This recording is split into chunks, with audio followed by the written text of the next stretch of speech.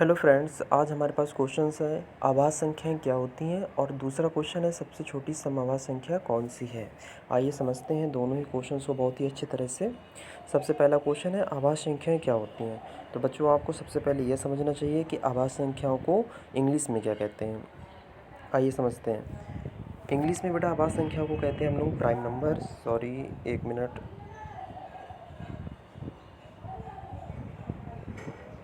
हाँ, देखिए आभाज्य संख्याएं क्या होती हैं। तो आभाज्य संख्याओं को बेटा इंग्लिश में कहते हैं प्राइम नंबर। क्या कहते हैं? Prime number.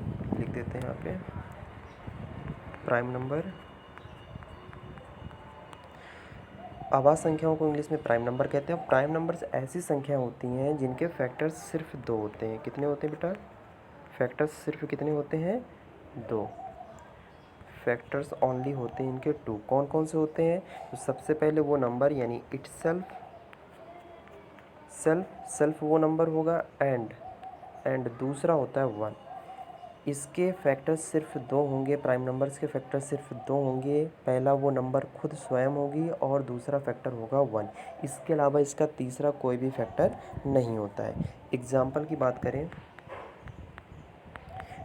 की अगर बात करें बेटा, तो जैसे 2, तो 2 को हम लिख सकते हैं 2 इंटू 1। इसके अलावा हम इसे और कुछ नहीं लिख सकते हैं।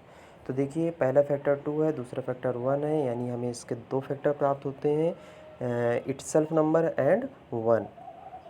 दूसरी बात करें, अगर दूसरा नंबर लेते हैं 3, तो 3 को भी लिख सकते हैं 3 इंटू 1। तो यहाँ पर भी आपने देखा 3, 1 दो ही फैक्टर प्राप्त हुए, यानी ये 3 भी एक तरह का प्राइम नंबर है। दूसरा बेटा पेज ले लेते हैं और वहाँ समझते हैं। जैसे हमने 4 की बात की, तो 4 को हम क्या क्या ले सकते हैं? 4 को ले सकते हैं 2 इंटू 2।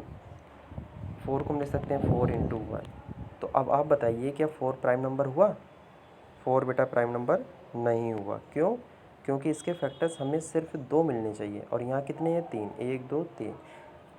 अगर 2 ना होता, केवल 4 1 होता, तो हम कह सकते थे ये प्राइम नंबर है। लेकिन यहाँ हमें इसके फैक्टर 2 भी प्राप्त हो रहे हैं, इसलिए ये प्राइम नंबर नहीं है। जैसे 5 की बात कर लें, तो 5 को हम लिख सकते हैं 5 into 1।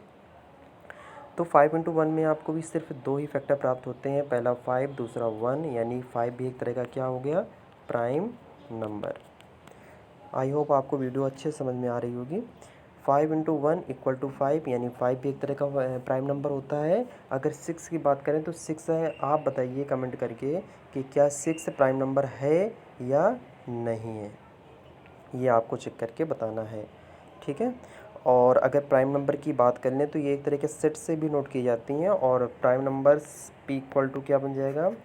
2 3 5 7 common dot dot dot. ये भी संख्याएं आगे ऐसे ही बढ़ती जाएंगी। अब हमारे पास एक क्वेश्चन ये था, यहाँ देखते हैं सबसे छोटी समआभाज्य संख्या कौन है। तो शायद इसका आंसर आपको मिल चुका है।